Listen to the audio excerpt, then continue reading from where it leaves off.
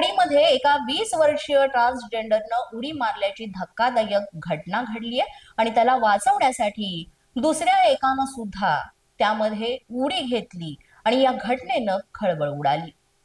नेमकं प्रकरण काय आहे हे आपण पाहूयात की माहीमच्या खाडीमध्ये ही उडी जी आहे ती घेतली होते। सुरुवातीला या दोघांमध्ये काही वाद झाला होता असं म्हटलं जातंय, मात्र वाद झाल्यानंतर एकानं उडी मारल्यानंतर त्याला वाचवण्यासाठी दुसऱ्यानं उडी मारली असं म्हटलं जातंय। लगेचच अग्निशमन दल घटनास्थळी दाखल झालं आणि माहीमच्या खाडीत उडी घेतलेल्या या दोघांचं शोधकार्य सुरू करण्यात आलं।